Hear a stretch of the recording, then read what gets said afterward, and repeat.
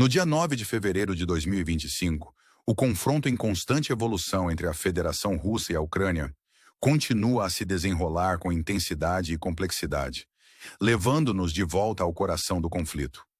Nosso foco começa a oeste da cidade de Kurashu, onde a vila de Dekni se torna um ponto crucial de disputa. Aqui, a 150 da divisão russa avança em um ataque determinado, embora com progresso moderado. No norte da vila, o 116º do Regimento Russo, uma força formidável, assegura estradas estratégicas ao norte da N1. Este avanço marca uma mudança significativa, com quase 500 metros de território, agora inclinados a favor da Rússia, alterando o curso da linha de frente. No entanto, a tomada de Dekani tem um custo alto, com soldados russos no terreno enfrentando grandes baixas. Enquanto algumas vozes sugerem que contornar o assentamento pelos flancos pode oferecer uma vantagem tática, a liderança militar permanece resoluta em sua abordagem direta. Do outro lado do rio Wolfshire, a situação mantém uma aparência de estabilidade entre Andriiv e Konchev-Cernku, onde os confrontos persistem. Andriivka, em particular, é um foco de atividade, com possíveis mudanças na frente previstas para os próximos dias. Movendo-se para o norte, a 95ª da Divisão Russa lançou uma série de ataques em direção ao forte Oblast Dnipropetrovsk, após sua captura recente de Novo Andriivka. A vila de RBNE agora está na mira, com tropas russas fazendo avanços significativos. Unidades motorizadas penetraram na parte sul do assentamento, marcando um ganho considerável enquanto buscam objetivos estratégicos. O avanço russo aqui cobriu até 1,75 km em direção oeste, resultando em uma linha de frente ajustada. A vila de Sribna se encontra quase capturada, com apenas 5 assentamentos, separando as forças russas da fronteira de Oblast Dnipropetrovsk, Sapuídia, Preobragenka, Bordamka, Trelsk e Garishov. O exército russo está pronto para capturar essas áreas nas próximas semanas, preparando o cenário para batalhas intensas perto da cidade de Pakrovsk. No flanco direito da Ucrânia, a situação permanece inalterada, enquanto o flanco esquerdo está dormente, sem novos desenvolvimentos. Agora voltamos nosso olhar para o rio Jerebts, onde as cidades de Krimina e Liman estão vivas com atividade militar. A 141ª da Divisão Russa concentrou seus esforços na vila estrategicamente significativa de Kodiasse, localizada a oeste. Tropas russas navegam por terrenos abertos e florestas, avançando 1,25 km nessas áreas arborizadas. A infantaria russa está lentamente estabelecendo uma base nos trechos florestais do noroeste, embora sua presença permaneça incerta. Por enquanto, a área permanece uma zona cinzenta, com a infantaria russa ocupando florestas de fronteira perto de Bilarivka. O avanço russo continua a sudoeste, garantindo até 750 metros. A pequena vila de Bahorivka, com sua paisagem deserta, não está mais sob controle ucraniano, enquanto unidades russas buscam estabelecer uma base e potencialmente atacar a vila de Mirny. Aqui, a linha de frente mudou mais uma vez, marcando novos ganhos para as forças russas, que continuam seu ataque a oeste do rio Sherebs. Seu objetivo final parece ser a abordagem estratégica em direção ao Lan, localizado a sudoeste. Num movimento surpreendente, soldados ucranianos relataram ataques russos em Yampolivka, situada no lado oposto do rio Jerebats.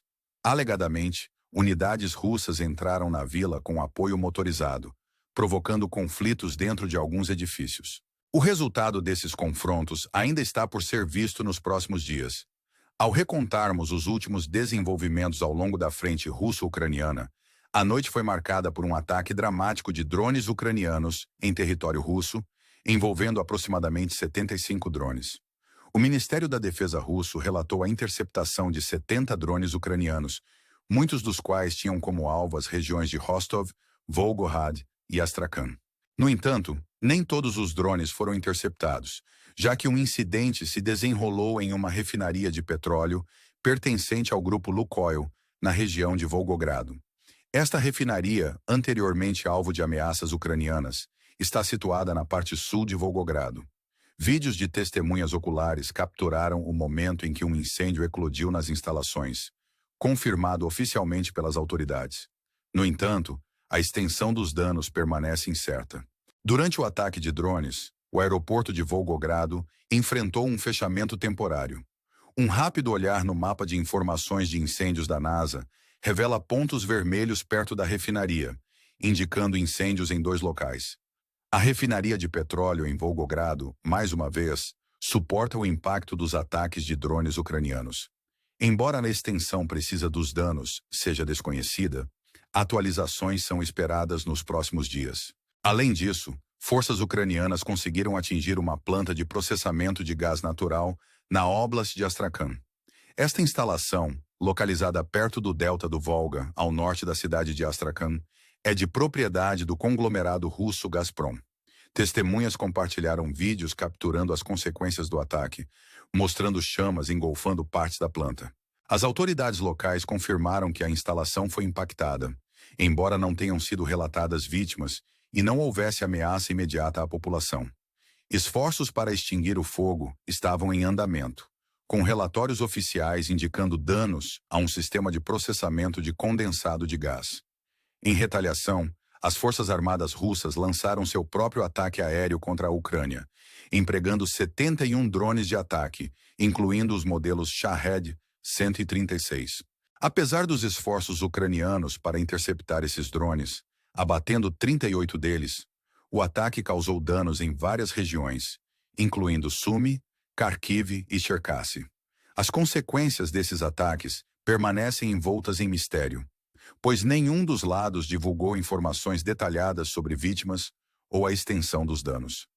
Em um acontecimento trágico, a Força Aérea Ucraniana anunciou a perda de um piloto de 24 anos, Ivan Bolatov, cujo caça Su-27 caiu em território ucraniano. A causa do acidente permanece incerta, embora blogueiros militares russos afirmem que foi abatido por uma cadeia de combate Su-35 russa usando um míssil Arar R-37M a uma distância de 130 quilômetros.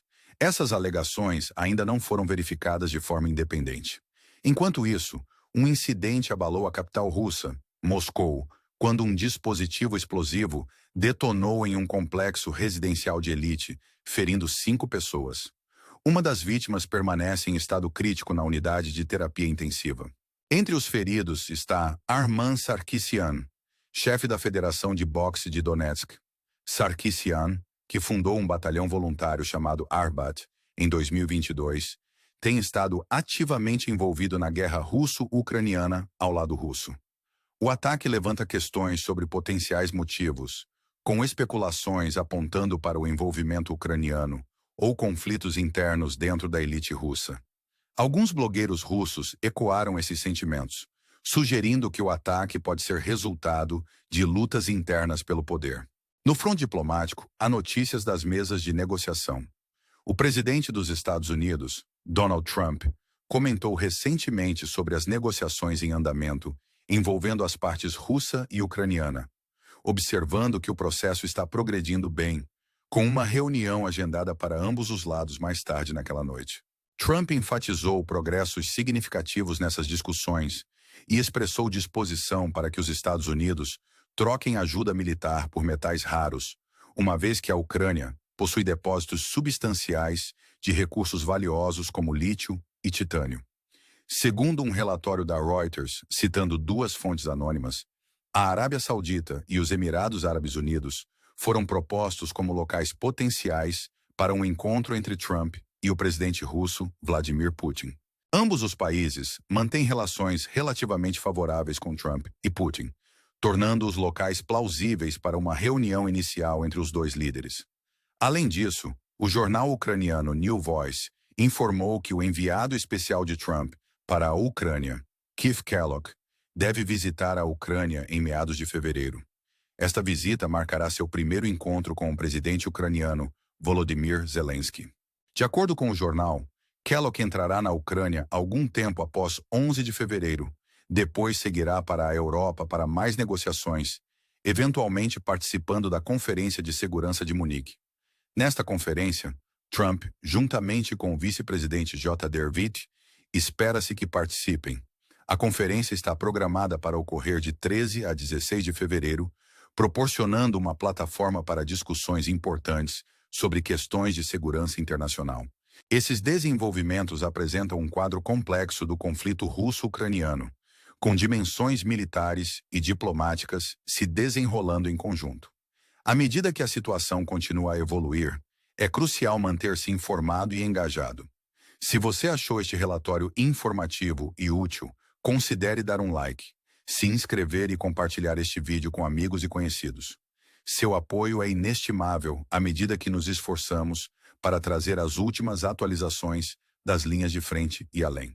Fique atento para mais insights e análises, e junte-se a nós novamente amanhã à noite para outra atualização. Até então, tenha uma noite agradável. Certamente. Vamos nos aprofundar nas implicações mais amplas do conflito em andamento, focando no cenário geopolítico em evolução e nas histórias humanas em seu núcleo. À medida que continuamos a navegar pela intrincada teia do conflito russo-ucraniano, é essencial reconhecer as implicações mais amplas que esses eventos em desenvolvimento têm no palco global. As potenciais reuniões diplomáticas na Arábia Saudita ou nos Emirados Árabes Unidos destacam a dança delicada das relações internacionais. Ambos os países, com seus laços geopolíticos únicos, podem servir como terrenos neutros para discussões entre o presidente Trump e o presidente Putin. Tais reuniões carregam a promessa de remodelar alianças e estratégias, oferecendo um caminho potencial para a resolução em meio às tensões em andamento. A troca proposta de ajuda militar por metais raros entre os Estados Unidos e a Ucrânia significa um movimento estratégico com implicações de longo alcance para a economia global e os equilíbrios militares. Em um mundo onde recursos como lítio e titânio são críticos para avanços tecnológicos e aplicações militares, essas negociações destacam a natureza multifacetada dos conflitos modernos. Elas revelam como economia, tecnologia e poder militar estão entrelaçados, influenciando dinâmicas globais de maneiras sem precedentes. Em meio à alta diplomacia, as histórias humanas no terreno permanecem lembranças pungentes do custo do conflito. O trágico acidente envolvendo o jovem piloto ucraniano, Ivan Bolatov, é um lembrete vívido dos sacrifícios pessoais suportados por indivíduos pegos no fogo cruzado. Sua perda, como muitas outras, pinta um quadro vívido do custo humano da guerra, que se estende além das estratégias geopolíticas para tocar as vidas de inúmeras famílias e comunidades. O incidente explosivo no complexo residencial de elite em Moscou adiciona outra camada de intriga, refletindo potencialmente conflitos internos dentro da Rússia. À medida que as autoridades investigam os motivos por trás do ataque, a possibilidade de conflitos internos dentro da elite russa, como sugerido por alguns blogueiros, não pode ser descartada. Tais dinâmicas internas podem influenciar o cenário geopolítico mais amplo, adicionando complexidade a uma situação já intrincada. Ao nos aprofundarmos nessas narrativas, a resiliência e determinação das pessoas envolvidas são ao mesmo tempo inspiradoras e sóbrias. De estrategistas militares e diplomatas aos cidadãos comuns da Ucrânia e da Rússia, cada um desempenha um papel nesse drama em andamento. Suas histórias de coragem e resistência servem como lembranças poderosas da capacidade do espírito humano de perseverar, mesmo diante da adversidade. Ao concluirmos esta exploração do estado atual dos acontecimentos, convidamos você a refletir sobre as questões mais amplas que esses desenvolvimentos levantam. Como nós, como comunidade global, navegamos no equilíbrio delicado entre intervenção militar e resolução diplomática? Que lições podemos aprender da história para guiar nossas ações no presente? E como podemos apoiar aqueles pegos no meio desses conflitos, garantindo que suas vozes sejam ouvidas e suas necessidades atendidas? Seu engajamento e apoio são cruciais enquanto nos esforçamos para fornecer cobertura e análise abrangentes dessas questões complexas. Encorajamos você a compartilhar seus pensamentos e perspectivas, promovendo um diálogo que transcende fronteiras e nos aproxima da compreensão e resolução. Obrigado por se juntar a nós nessa jornada e esperamos continuar a conversa com você em futuras atualizações. Mantenha-se informado Mantenha-se engajado e juntos, vamos trabalhar em direção a um mundo onde paz e prosperidade estejam ao alcance de todos. À medida que antecipamos os desenvolvimentos nos próximos dias, com a Conferência de Segurança de Munique e potenciais compromissos diplomáticos no horizonte, o mundo observa com expectativa. As decisões tomadas por líderes e as ações realizadas por nações nesses momentos, sem dúvida, moldarão o futuro deste conflito e sua resolução. Vamos permanecer vigilantes, informados e compassivos enquanto testemunhamos a história e a informação.